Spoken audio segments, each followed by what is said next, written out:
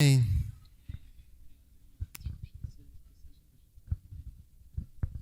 Amém, pessoal. Graça e paz sobre a vida de cada um que está aqui, que se dispôs a estar aqui. Independente do que está acontecendo lá fora, do frio que está fazendo. Vocês estiveram aqui, se posicionaram na frente do Senhor e disseram: não, vou lá no culto, vou lá no colisão. Que seja, a partir de agora, a palavra exclusivamente do Senhor aos nossos corações. Amém? Queria dizer que esse dia aqui eu sempre criei muita expectativa no meu coração de estar trazendo essa palavra aqui. E eu não sei se isso talvez fosse a melhor ideia. Porque quando a gente cria expectativa no nosso coração, a gente coloca nosso intelecto, o nosso raciocínio no máximo dali, quando às vezes nem é para ser a gente. Mas eu estou muito feliz de estar aqui com vocês hoje, tá? Estou muito feliz. Eu queria começar a palavra com a mesma pergunta que eu fiz naquele outro culto. Queria que você virasse para a pessoa que está do seu lado. Você tem uma pessoa bem próxima a você do seu lado, não tem? Não tem. Tem uma pessoa bem próxima do seu lado. Eu queria que você perguntasse para ela: e aí, mano, você vai colidir quando? Será que essa pessoa tem resposta para você hoje?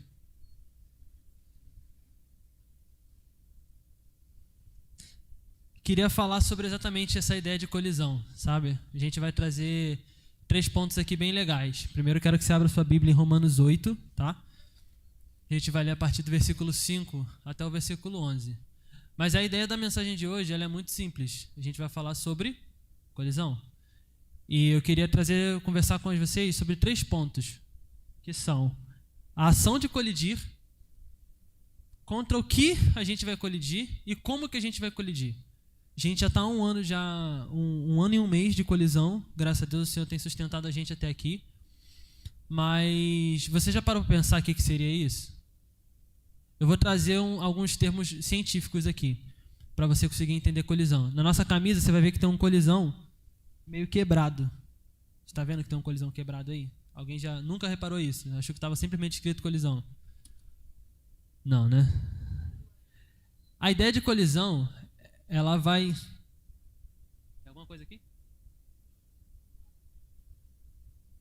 Tá aqui, mais fácil de todo mundo ver. A ideia de colisão em ciência, na física, ela vai em contra o que a gente pensa. Quando a gente pensa em colisão, a gente já pensa no âncora do telejornal, falando: o caminhão colidiu com o ônibus na linha amarela, trânsito agarrado para a central. Alguma coisa assim. A gente já pensa em colisão, um grande choque de grandes corpos, e causando um acidente muito tremendo. Mas em física, isso não é colisão. E eu vou trazer para vocês essa ideia mais ou menos. Talvez você use até no Enem, o que eu vou trazer para você aqui.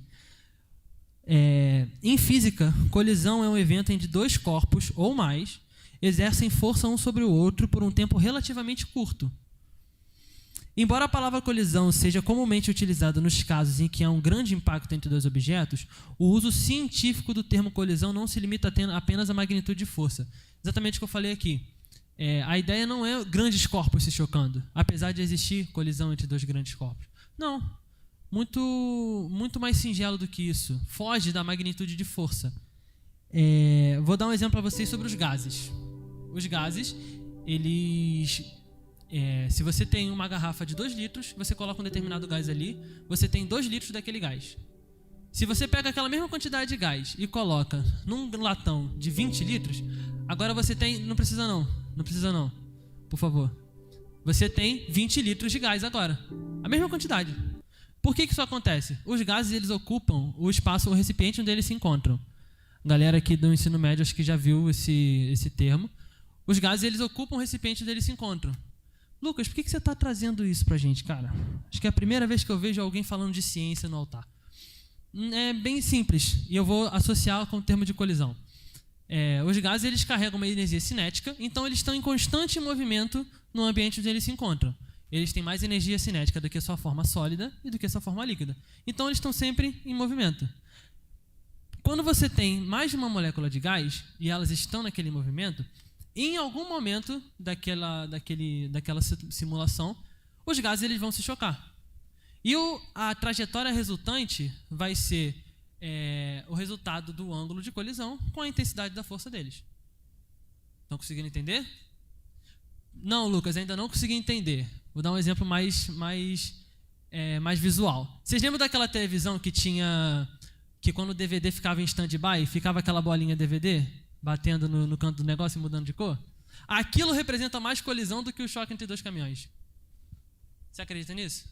O tempo é curto, simplesmente houve a colisão, eles mudaram a trajetória resultante na intensidade que ele está com o ângulo de colisão. Correto? Para a gente, filho de Deus, é exatamente isso. Não está relacionado à magnitude de força, mas à magnitude de constância. A todo momento que os gases estiverem ali naquele ambiente, eles vão estar chocando. Até haver uma interferência externa, se não houver perturbação do meio deles, eles vão permanecer naquelas colisões constantes. Isso é exatamente o que acontece na nossa vida. A colisão que a gente precisa fazer, esse é o primeiro ponto que eu gostaria que você gravasse no seu coração. A colisão que a gente precisa fazer está longe de ser correlacionada à força, mas relacionada à constância. É todo dia a gente está ali naquela colisão. De fato, Deus ele é muito mais delicado do que a gente pensa. A gente vê um Deus grande, um Deus poderoso, um Deus de guerra, mas ele é muito mais delicado do que a gente pensa. E tem dois exemplos bem simples para a gente falar isso. A mulher do fluxo de sangue, que no ápice do seu desespero, onde ela só via uma saída, que era Jesus, o que ela podia ter feito? Com toda a dor que ela estava sentindo, com tudo aquilo que ela estava vivendo, 1 milhão de coisas. Ela podia ter pulado em cima de Jesus, ela podia ter atropelado Jesus, não sei o que ela podia ter feito. No ato do desespero, cara, a gente é capaz de fazer muita coisa. A gente é capaz de fazer muita coisa. Mas não, ela precisou de um toque.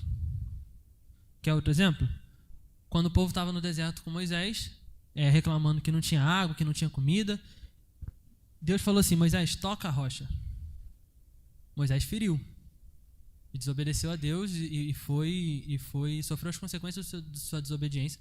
Mas Deus só falou: toca a rocha. Deus ele é muito mais delicado do que a gente pode imaginar. Beleza, então vamos tentar pensar em alguns exemplos de colisão. Eu trouxe 2 aqui pra gente. Não precisa abrir, tá? Josué é o primeiro deles. Josué, no capítulo, acho que a partir do 22 do seu livro, são os discursos de Josué. O povo já adentrou na Terra Prometida, já cruzou o Jordão, já venceu a galera, já passou por Jericó. E aí Josué está ali discursando para o povo. E dentro dos seus discursos, no capítulo 23, nos versículos 6 e 8, Josué está orientando o povo a não se misturar com o pessoal que está do lado, com os povos do lado. Os povos estão adorando os outros deuses? Amém. E eles estão adorando os outros deuses, mas nós não vamos nos misturar. Isso ele faz em todo o discurso dele ali. E aí, agora eu vou pedir para abrir Josué 24:15. Ele diz aquela icônica frase que todo mundo conhece. Vamos ler o versículo todo. Mas se vocês se recusarem a servir ao Senhor, escolham hoje a quem servirão. Escolherão servir os deuses os quais os seus antepassados serviram além do Eufrates, ou os deuses dos amorreus, em cuja terra vocês habitam. Quanto a mim, eu e minha casa serviremos ao Senhor. Qual é o primeiro passo da ação de colidir? É o posicionamento. Inclusive, o termo posicionamento virou muito comum pra gente depois que o pastor Jefferson veio pra cá, que ele fala posicionamento o tempo inteiro. Ele manda: bom dia, mano, como é que tá? Posicionamento. Preciso que você faça alguma coisa. Ele já manda posicionamento de primeira. Josué, para iniciar essa colisão junto com o povo de Israel, ele se posicionou. Ele falou: não, decidam hoje o que vocês vão fazer, mas eu e a minha casa, a gente vai servir ao Senhor. A gente tem outro exemplo de posicionamento, de colisão, que seria legal a gente falar mais detalhadamente, que seria em Daniel capítulo 1. Esse a gente vai ler. Vou pedir para botar aqui também, Daniel capítulo 1. Inclusive, no outro culto, o pastor trouxe essa mensagem em cima de Daniel também. E o culto jovem é muito, muito bom de pregar Daniel, porque ele tem uma mensagem muito clara. É muito simples o livro dele. Pode botar Daniel capítulo 1, versículo 1, por favor. A gente vai ler até o 17 hoje. No 3º ano do reinado de Jeoaquim, em Judá, Nabucodonosor, rei da Babilônia, veio a Jerusalém e cercou a cidade. O Senhor lhe deu vitória sobre Jeoaquim, rei de Judá, e permitiu que levasse para a terra da Babilônia alguns dos utensílios sagrados do templo de Deus. Nabucodonosor os colocou na casa do tesouro de seu Deus.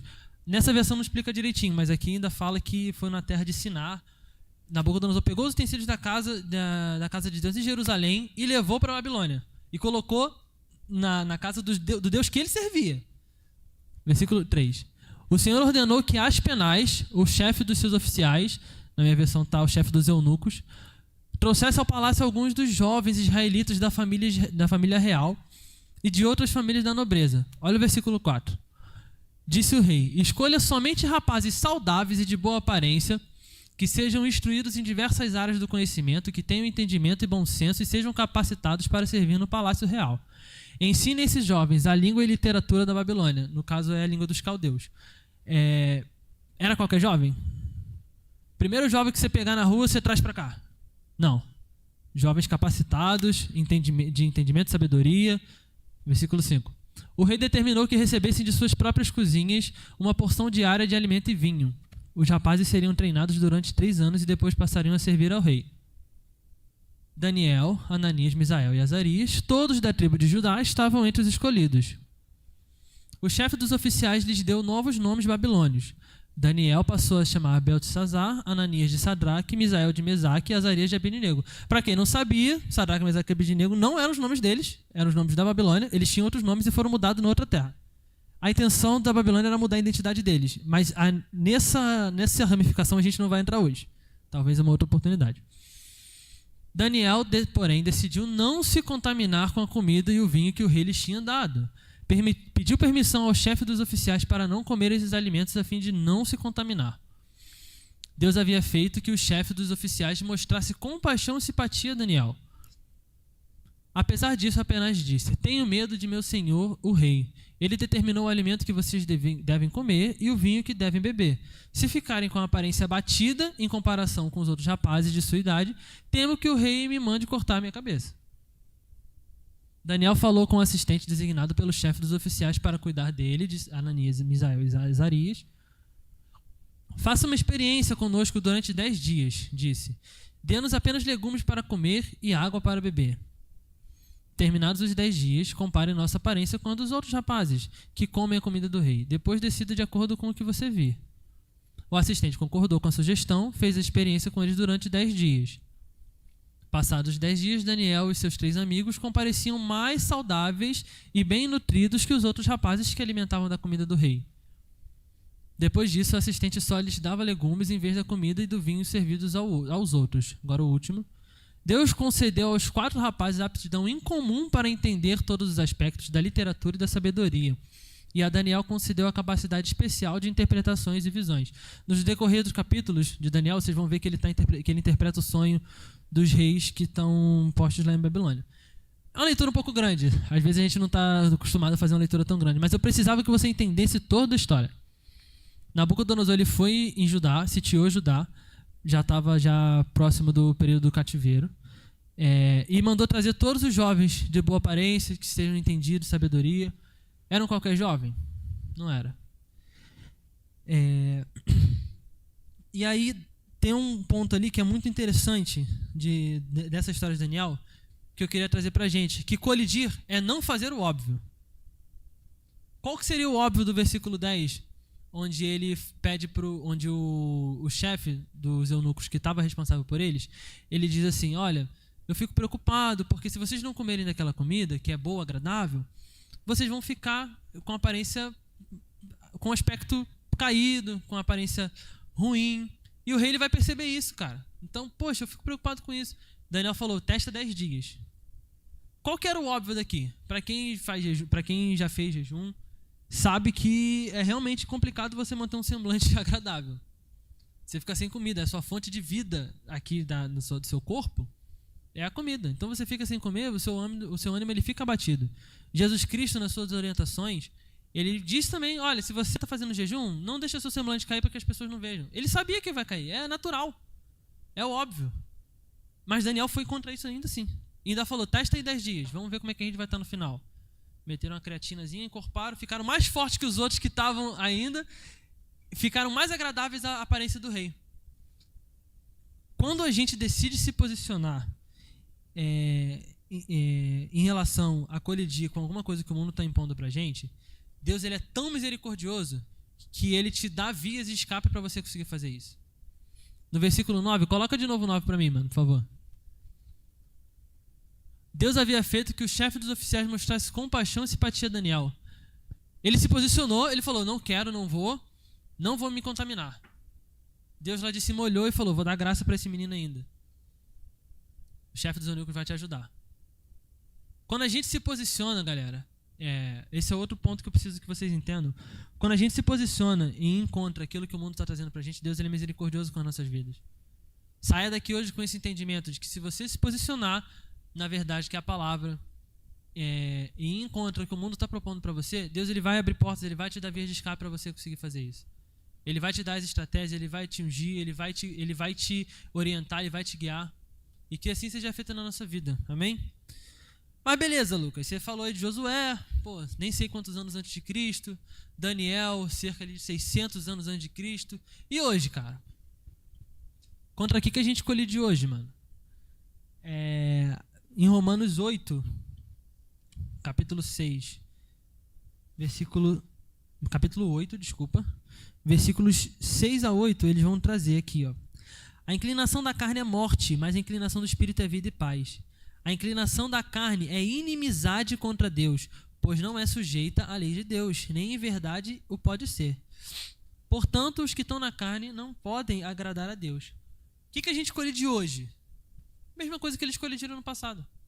Tudo aquilo que vai em contra a palavra de Deus, tudo aquilo que vai em contra as diretrizes de Cristo é o que a gente precisa colidir. Ainda hoje, entendeu?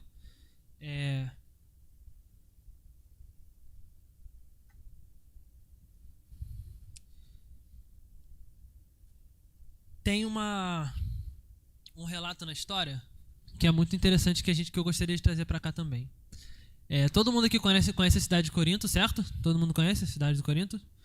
Paulo escreveu algumas cartas para eles, uma ficou perdida, a gente não teve acesso, etc. Corinto era uma cidade costeira na Grécia. Ela tinha acesso ao mar. Com acesso ao mar naquele período, onde haviam muitos pescadores, o comércio geral era majoritariamente voltado para a pesca, Corinto desenvolveu um comércio portuário muito grande. Amém? Então Corinto se desenvolveu com uma zona comercial muito grande. Quem saía da Europa para ir para a Ásia, quem saía da Ásia para ir para a Europa, quase que obrigatoriamente parava em Corinto. Isso tornaria Corinto uma cidade muito movimentada? Grandes zonas comerciais trazem grande movimento de pessoas. Isso é óbvio. É muito mais movimentado o centro do Rio do que o centro de Itaboraí. Isso é demografia básica. Acontece que, na cidade de Corinto em especial, não era somente isso. Lá numa montanha, no alto de uma montanha, tinha um templo da deusa Afrodite. Corinto tinha dois grandes deuses, que era Apolo e Afrodite, né? A gente conhece a mitologia grega, tem um montão de deuses lá. Mas em Corinto existiam dois especiais, que era o templo de Apolo e o templo de Afrodite. O templo de Afrodite ficava numa montanha bem alta. E ali a história diz que existiam cerca de 1000 sacerdotisas.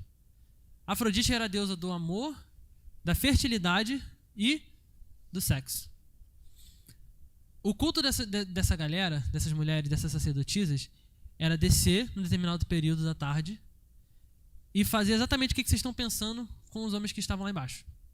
Não vou adentrar muito o que é, mas era exatamente isso. O que você está pensando? Elas desciam e cultuavam lá embaixo, dessa forma. Só que a história diz que eram 1000 sacerdotisas. Não necessariamente eram 1000 homens. Não necessariamente eram 2 horas de culto. Corinto era conhecida ao redor dela, daquela região da Grécia, como a cidade da orgia e depravação. Pensa qual seria o cenário desse período de culto dessas sacerdotisas lá. Como seria Corinto naquele momento? Quem estivesse ali na zona comercial, cultuava. Os da cidade vizinha também iam para Corinto cultuar. Para vocês terem noção de como era o movimento dali. A galera saía da cidade do lado e ia para Corinto na hora certa de começar o culto. Entendeu? O que isso traz? O que isso é pra gente hoje, cara? É exatamente a mesma coisa. Exatamente a mesma coisa acontece hoje. E eu não estou falando sobre depravação nas ruas. Não vou adentrar no termo do carnaval, não vou nem falar entrar nessa questão. Mas pensa, Hoje pra você estar aqui hoje, você está sacrificando alguma coisa na sua vida. Vou me usar, por exemplo, eu trabalho de segunda a sábado até 5 da tarde. O meu plano ideal era chegar em casa agora, tomar um banho quente, botar uma meia no pé, deitar na cama, sofrer oriento, deitar na cama, assistir um filme, eu durmo em 5 minutos, eu ia acordar só amanhã para vir para a igreja. Esse era o meu plano ideal. Eu não sei o que você está sacrificando, não sei. Mas você está sacrificando alguma coisa para estar aqui. Todo culto que a gente vem, a gente sacrifica algum pedaço da nossa carne para estar aqui. Todo. Imagina o sacrifício que seria para aquela galera estar cultando daquela forma. Não tem sacrifício. É natural, é algo que acontece. Não existe sacrifício. O que acontece hoje, galera, é exatamente o que acontecia lá no tempo de Afrodite, lá na cidade de Corinto. Se você não estiver prestando atenção no que você está fazendo, você vai ser levado aos cultos que já estão acontecendo na rua. Se você não estiver prestando atenção, consciente e seguro no que você está fazendo de verdade, por que você está aqui? Meu irmão perguntou aqui, por que você veio fazer aqui? E o que você veio fazer aqui, cara? Olha a hora que você está aqui, nesse frio. Você tem consciência do que você está fazendo aqui? Se você não tiver essa consciência, cara, você vai ser levado. E isso é fato. Lucas, qual é o templo de Afrodite hoje aqui na nossa geração? São muitos. Mas tem um especial que é forte, que não vou dizer 100%, não conheço todo mundo aqui, mas a grande maioria tem, que é o Instagram. Hoje existe uma normalização da pornografia no Instagram. Eu preciso expor isso para vocês. Nós moramos no Rio de Janeiro, região metropolitana, temos fácil acesso à praia, então todo mundo que conhece é uma galera que gosta muito de praia. A pessoa vai na praia, é certo, vai tirar uma foto e vai postar alguma coisa. Os mais tímidos tiram foto só do mar. Os que gostam de se exibir mais já tiram foto do corpo, etc. Tem outros ainda mais exibidos que fazem determinadas posturas que se expõem ainda mais, sabe? Mas é normal. É normal a exposição do corpo hoje ali. Entendeu? Se você ainda não teve esse discernimento, para ver a partir de agora. Eu não estou falando só da praia não, galera. Não estou falando só da praia não. As postagens que você vê no Instagram. Entendeu? É muito normal. A gente já nem passa na nossa cabeça, pô, isso aqui tá certo? Já não passa mais. Entendeu? A necessidade de padronização da beleza para você ser aceito.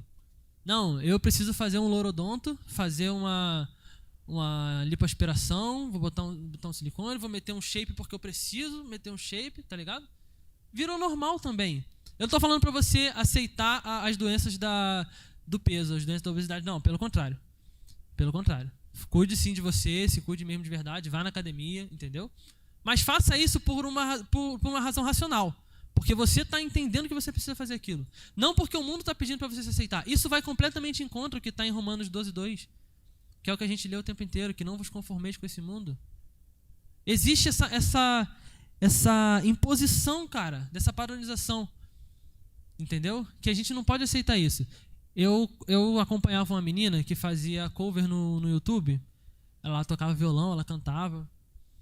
As músicas que ela cantava eram bem legais e eu gostava de assistir. Legal, normal. Aí quando começou essa onda do Instagram de você começar a trabalhar com o Instagram, ela migrou para o Instagram também. Óbvio. Eu não vou falar quem é, porque teve no BBB esses dias, então não vou falar o nome da pessoa. Mas ela chegou no Instagram e começou a se moldar com a galera. A galera tá postando isso? Eu vou postar isso. A galera tá assim? A galera tá assado? Beleza, eu vou fazer também. Até que chegou um momento que eu não sei qual é o algoritmo do seu Instagram, mas o meu é futebol, handebol, academia. Futebol, handebol, academia. O meu era isso. Futebol, handebol, academia. Toda postagem que eu fazia, todo post que eu via, era isso. Academia, handebol, futebol. E eu tava ali num dia específico. Handebol, futebol, academia, handebol, futebol, não sei o quê. E aí chegou uma publicação dela. Ela estava em casa, com a parede atrás, fazendo essas dancinhas novas, de biquíni, em casa. E aí, quando eu me toquei naquilo, eu falei, cara, o que devia estar passando na cabeça dela? Ela estava sentada no sofá, com as pernas pro alto. Não estou fazendo nada, vou gravar um vídeo pelado. E foi. E sabe o que é o interessante disso tudo? Sei lá quantas visualizações, sei lá quantas curtidas. Virou normal. E a gente, sem querer, mas querendo, tá deixando se tornar normal de verdade, inclusive na gente. A gente tem acesso a isso, a gente tem acesso a outras ainda informações que não cabem a gente falar aqui, mas a gente está deixando ser normal. Entendeu? É contra esse tipo de situação que vai em contra as diretrizes de Cristo que a gente tem que colidir. Contra isso. Mas, Lucas, por que é tão difícil de colidir assim? Por que a gente não consegue fazer isso de uma maneira fácil? Existe um termo, não sei se vocês já conhecem, que se chama natureza adâmica. Não sei se vocês já ouviram falar desse termo, mas é muito simples. No Jardim do Éden, Adão estava ali e Deus deu toda a autoridade sobre tudo aquilo que estava ali. Podia comer de toda a árvore, mas tinham duas árvores em especial, que era a árvore do bem e do mal e a árvore da vida. Do conhecimento do bem e do mal e a árvore da vida. Quem é o caminho, a verdade e a vida? Jesus Cristo. Então a árvore da vida ela era representada por Jesus, era a representação de Jesus Cristo. Mas Adão preferiu conhecer a árvore do conhecimento do bem e do mal, que ela representa a nossa natureza carnal, né? Ele preferiu conhecer aquela árvore. A árvore da vida estava ali, ele preferiu conhecer aquela árvore. A partir desse momento, entrou no nosso DNA. Nosso DNA tem adenina, citosina, guanina, timina e pecado. A partir dali, isso não cai no Enem, tá? Não responde pecado no Enem. Mas a partir dali a gente adotou a gente carrega no nosso material genético esse pecado, a nossa carnalidade. Entendeu? Romanos 3, 23, vai dizer que todos pecaram e foram destituídos da graça de Deus. A gente já nasce com essa natureza, cara. A gente já nasce com essa natureza. Lucas, você está falando aí de colidir. Pô, você colide, será que é fácil assim? Não é fácil para ninguém. Não é fácil para ninguém. E essa natureza faz com que a gente esteja o tempo inteiro lutando. Espírito contra a carne. Aqueles que se posicionaram, claro. Espírito contra a carne. Espírito contra a carne. Se você... Vivi, eu vou precisar daquele negócio lá agora, tá? Vinícius? Se você... Com esse entendimento dessa natureza adâmica, a gente começa a entender que a gente não é pecador porque peca. A relação de causa e consequência é o contrário. A gente peca porque já nascemos pecadores. Entendeu? Mas existe uma palavra de esperança que eu queria trazer para vocês hoje também. Jesus Cristo, no sacrifício da cruz, ele nos deu paz com Deus. Ele nos deu acesso novamente ao Pai. E nós somos perdoados em Deus quando a gente decide pedir perdão, quando a gente decide deixar de lado essas práticas. Obrigado, Júlio. E a gente alcança o perdão em Deus exatamente com isso. Amém? Queria trazer para vocês uma ilustração bem legal de como que tá... Pode trazer aqui. Mas eu preciso que coloque aqui.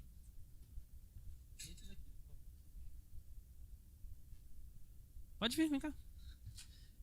Queria trazer uma ilustração bem legal que eu vi para vocês essa semana, que ficaria mais fácil da gente conseguir estar entendendo o que eu estou falando. Pode botar. Pode botar aí. Qual é a forma com a qual a gente está se apresentando a Deus? Qual é a forma que você está se apresentando ao Senhor? Se a tua vida é um altar, qual é a forma que você está se apresentando a Ele? Qual é o cheiro que está subindo a Deus? Você está misturando o incenso que deveria estar no altar? Você está misturando a essência que deveria estar sendo entregue ao Senhor? Pode trazer aqui, chega aqui.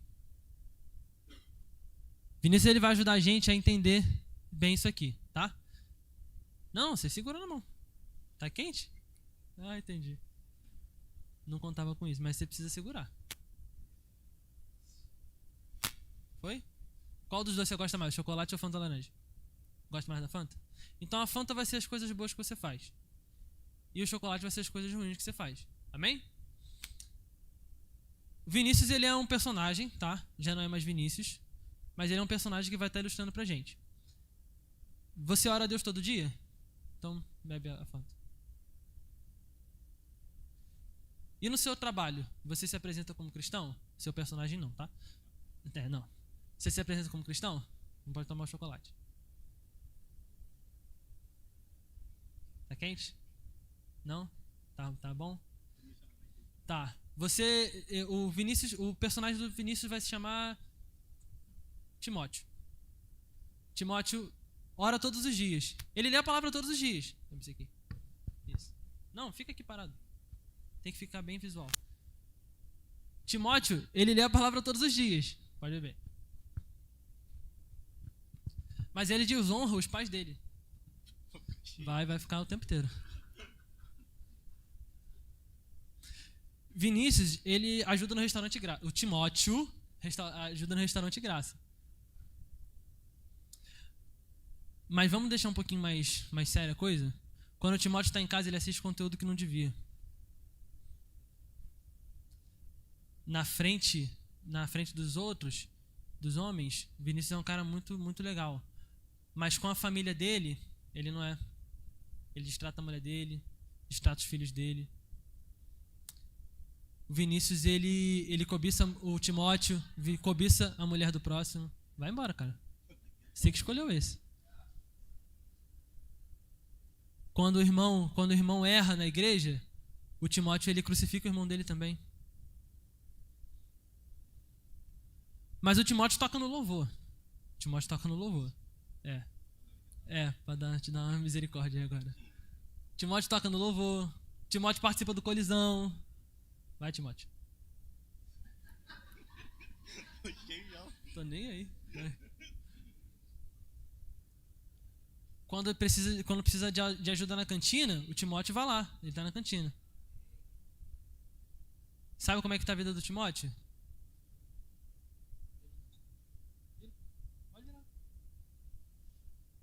É isso aqui que o Timóteo está apresentando ao Senhor. Bebe aqui. Não, bebe não. Você viu a cara que ele fez? É exatamente essa cara que Deus está fazendo pra gente, todo dia. Tava engraçado até agora, né? Essa é a forma como a gente está se apresentando ao Senhor. Vez ou outra, domingo a gente está aqui, e domingo a gente tem culto de manhã e de noite, glória a Deus por isso. E a gente está ali firme na palavra, a gente está firme ali no culto, e a gente trabalha na mídia, a gente fica na porta, a gente faz a recepção, a gente toca no louvor, a gente traz a palavra, e no domingo a gente é o auge, cara. E na quarta-feira deixou de ser o auge. Na quarta-feira você virou o auge do inimigo das nossas almas no seu trabalho. Eu trouxe uma vez isso na célula aqui e trago de novo. No seu trabalho, as pessoas te perguntam, você é cristão?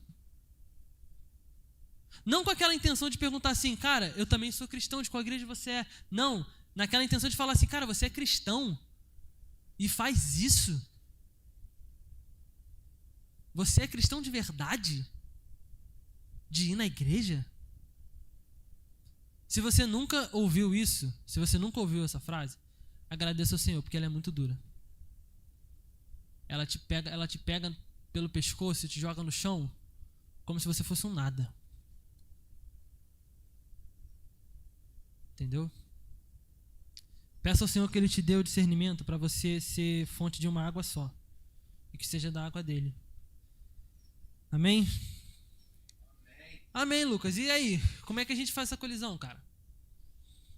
Como é que é feito isso? Como é que a gente deveria fazer? A gente já está entrando no último ponto. Não precisa subir agora, mas a gente já está entrando no último ponto. Lá em Ezequiel 33, versículo 10. Dei uma olhada para eu ter deixado salvo aqui. Ezequiel 33, os versículos 10 e 11. Deus está falando através de Ezequiel para o povo de Israel. E ele diz exatamente o seguinte. Quanto a ti, isso aqui é Deus falando. Quanto a ti, ó filho do homem, diz a nação de Israel.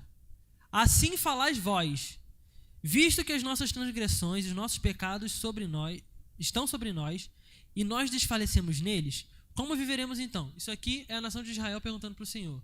Se a gente está tão carregado de pecado, está tão entranhado nesse lamaçal que era onde eles estavam vivendo, como é que a gente vai viver? Como viveremos então? Como alcançaremos a vida? Se eu não me engano, a tradução original diz isso. Como alcançaremos a vida? E aí no 11, o Senhor responde: dize-lhes, tão certo como eu vivo, diz o Senhor Deus, não tenho prazer na morte do ímpio, mas em que o ímpio se converta do seu caminho e viva. Convertei-vos dos maus caminhos, porque morrereis, a nação de Israel. Olha a misericórdia do Senhor para quanto a vida da nação de Israel. O Senhor falando, eu não tenho prazer que aquele ímpio que está lá fora do caminho, ele morra. Eu não tenho prazer nisso. Eu tenho prazer em que ele se converta do mau caminho dele e que ele alcance misericórdia diante de mim. Essa é a fala do Senhor para nossas vidas hoje. Convertamos em nome de Jesus. Entendamos quais são as nossas falhas como ser humanos que somos, como pecadores que somos. Que possamos entender isso de verdade. Que seja hoje real nas nossas vidas o posicionamento e a colisão. Que seja palpável, que seja visto pelas pessoas ao seu redor que você está colidindo. Lucas, é fácil? Não é fácil, cara. E sabe qual que é o legal? Aqui você vai ver a maioria das pessoas de blusa preta, né? Não só do colisão, mas porque a blusa preta é normal hoje. E você vai ver várias pessoas, independente se está com a blusa preta, com a blusa branca. Você pode olhar para a cara de cada uma delas. Faz isso agora. Olha para a pessoa que está do seu lado, a pessoa que está atrás de você, quem está sentado aqui na frente. Olha para a pessoa que está atrás de você. Olha para a pessoa que está do outro lado e do outro lado. Sabe o que nos dá esperança? Sabe o que me traz esperança? E eu gostaria que trouxesse esperança no seu coração também. Cada pessoa que você olhou está colidindo em alguma forma. Em algum lugar na vida dela ela está colidindo. Ela pode estar perdendo a batalha? Pode. Por vezes a gente perde batalha mesmo. Às vezes a gente se deixa levar e erra e cai. Isso acontece, é verdade. Mas ela está colidindo e está tentando. Amanhã ela vai tentar de novo e vai colidir. E no dia seguinte ela vai tentar de novo e vai colidir. E que seja a realidade na sua vida isso também. Hoje você está tentando colidir e talvez você esteja perdendo. Mas amanhã você vai colidir e você vai ganhar. Amém? O corpo de Cristo colide também. Todos nós precisamos colidir sozinhos. Precisamos colidir juntos, né, no caso. O que você está vivendo hoje, e aqui a gente já está adentrando o final da palavra, aquilo que você está vivendo hoje, a sua luta, a sua dificuldade, tudo aquilo que você está vivendo hoje, vai se tornar a pregação da sua vida amanhã. Foi assim com algumas pessoas. Primeira delas, Davi. Davi foi um homem de guerra, foi um homem de batalha, rei de Israel. Toda batalha que Davi entrou, ele venceu. Ele não perdeu batalha nenhuma na vida dele, porque o Senhor era com ele. Os salmos que a gente lê, a maioria são: Senhor, me guarda diante dos meus inimigos. Senhor, me dá força diante dos meus inimigos. A pregação de Davi virou sobre guerra. Sobre guerra não, né, na verdade. Sobre vitória em nome do Senhor. Paulo, o fariseu que não amava, virou o apóstolo que falou sobre o amor. As maiores orientações da Bíblia que nós temos hoje são das cartas de Paulo. O cara que não amava, que perseguia os judeus e matava, supostamente em nome de Cristo, em nome de Deus, desculpa, de Cristo não, em nome de Deus, virou o apóstolo que pregou o amor em nome de Jesus, aquele que ele perseguia. Amém. Lucas, os exemplos na Bíblia eles são muitos clichês, cara. Eles são muito normais. Na Bíblia ali, tá beleza, todo mundo tem acesso à Bíblia. Já falei do pastor Jefferson. Ele chegou aqui, ele trouxe essa mentalidade de posicionamento. A pregação do pastor Jefferson é sobre posicionamento. O tempo todo ele está se posicionando, ele fala sobre posicionar. Seja qual for a palavra, o tema, etc. A vida, Deus cobrou dele um posicionamento e hoje ele fala sobre posicionamento. É o que ele mais fala. Ah, não, Lucas, beleza, pastor Jefferson tá ali, beleza e tal. Falar de pastor também é clichê, né, cara? Falar de pastor, poxa, pastor tem a vida pública. Tem um camarada em especial que eu posso falar com propriedade porque eu estou bem perto dele, que é o presbítero Luciano. Volta nas pregações que ele já trouxe a mensagem aqui, graças a Deus, Deus tem usado muito a vida dele. Volta nas pregações que estão gravadas no YouTube e conta quantas vezes ele cita o termo Deus maravilhoso nas pregações dele. Tá rindo? Volta lá e vê quantas vezes ele cita Deus maravilhoso. Por que ele fala Deus maravilhoso? O primeiro adjetivo que ele vai falar de Deus, ele fala maravilhoso. Alguns diriam na Bíblia, conselheiro, Deus forte para determinar. Não, ele vai falar maravilhoso. E eu não estou nem dizendo somente da misericórdia de Deus em ter pegado um cara que usava bermudão do Chaves, tênis rainha e meia branca até aqui assim, e deu uma mulher bonita igual a minha mãe. Não estou nem chegando nesse ponto.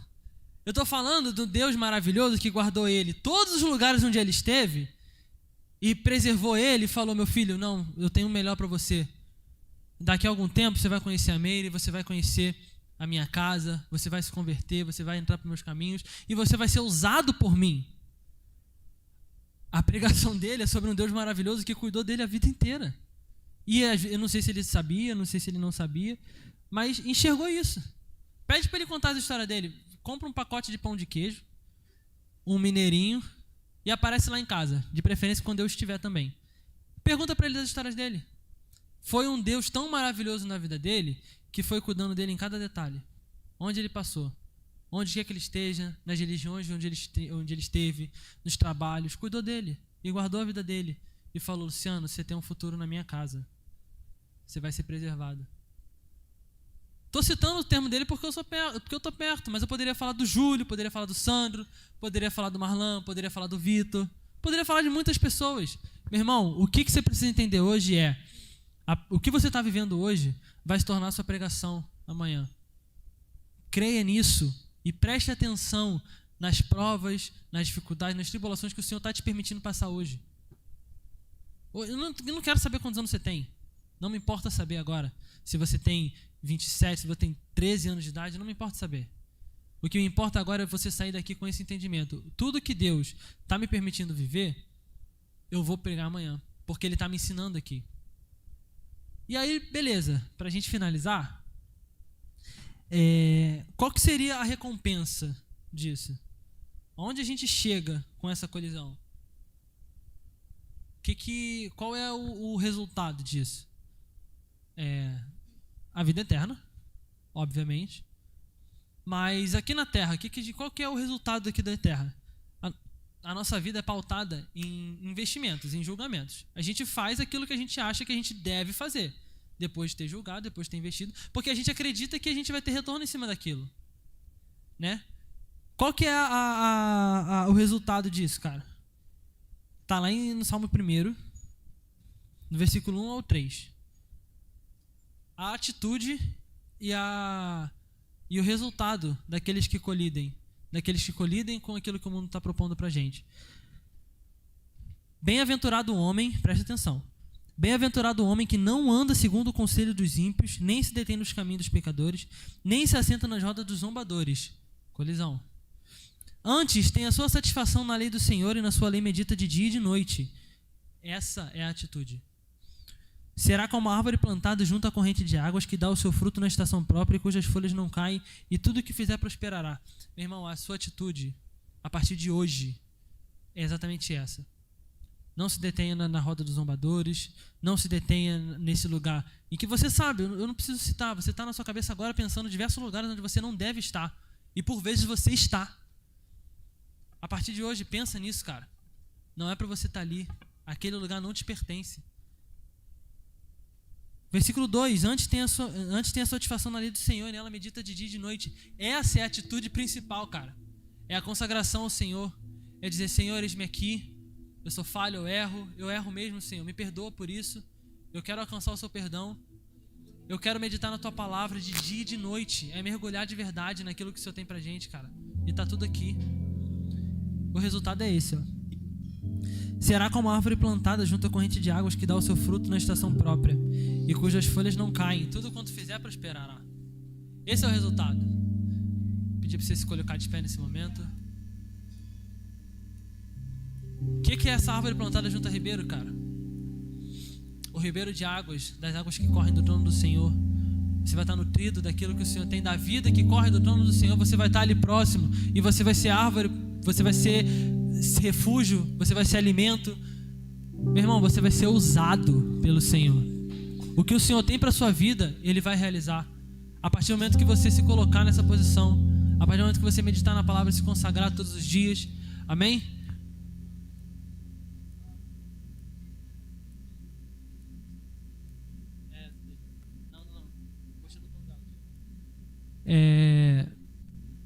Para a gente finalizar, eu queria que você voltasse seu coração para tudo isso aqui que a gente falou agora, para tudo isso que a gente conversou sobre o que é a colisão, sobre como que é colidir, a ação de colisão. Espero que eu tenha agregado muito na vida de vocês, mas eu preciso que vocês entendam e pensem exatamente qual é o lugar que vocês não devem estar. Qual é o lugar que vocês precisam colidir, cara? Onde o Senhor está desagradado de você estar ali? Onde você está se apresentando como aquela mistura que a gente viu aqui, que ninguém gostou? Eu não sei quantas vezes você caiu essa semana. Caiu é um termo talvez muito pesado, mas quantas vezes você falhou na proposta do que Deus tem para você, falhou na proposta daquilo que o Senhor tem disposto para você na sua vida? Eu não sei, cara, não sei. E como um irmão na sua vida, eu quero dizer que também não quero saber. O que eu quero saber é que hoje aqui você tem um entendimento de um conceito que é muito simples. Meu amigo, coloca no seu coração que esse pecado que você pensou agora, ele não pertence a você. Nem mesmo você pertence a esse pecado. Repete isso para você todos os dias na sua vida, nas suas orações. A todo momento que você estiver ali pensando nessa tua falha, nesse teu erro, todo momento que você estiver pensando nisso, pensa nisso, cara. E se eu posso ser ministro aqui de verdade na casa do Senhor na tua vida, eu quero dizer uma coisa para você. O Senhor, Ele está fazendo uma convocação solene aqui nessa noite de hoje. E eu preciso que você preste muita atenção nisso. O Senhor, Ele está fazendo uma convocação solene. Ele está te chamando para aquilo que Ele quer fazer na sua vida. Eu não sei se você é atuante no seu ministério, eu não sei se você já trabalha na casa do Senhor, onde você serve. Eu não sei se você está aqui pela primeira vez, não sei. Não sei se você já vem aqui com certa frequência, não sei, não quero saber. Mas eu queria te chamar aqui na frente, e haverão pessoas que vão orar por você que entendeu dessa palavra e entendeu a necessidade de estar colidindo, entendeu aonde você quer colidir, mas você não sabe como fazer, mas você não sabe o que fazer, aonde fazer. Você entendeu, você sabe, você sentiu no seu coração: Senhor, é isso aqui mesmo, né? Eu entendi, eu não posso mais fazer isso. Você que entendeu isso de verdade, eu queria que você viesse aqui. Em Mateus 10, o Senhor Jesus vai dizer que aquele que o negar diante dos homens será negado diante do Pai, mas aquele que o aceitar diante dos homens será aceito diante de Deus. Isso aqui não é uma cerimônia barata, uma cerimônia vazia para você dizer: não, eu tô aqui, vou lá na frente porque Ele me chamou. Não quero que seja isso, e não pode ser isso na sua vida. Isso aqui é um posicionamento diante dos céus. Isso aqui é um posicionamento que no mundo espiritual eles estão olhando para cá e estão vendo o que você está fazendo. Se você sentir no seu coração que você está sendo chamado nesse momento para colidir,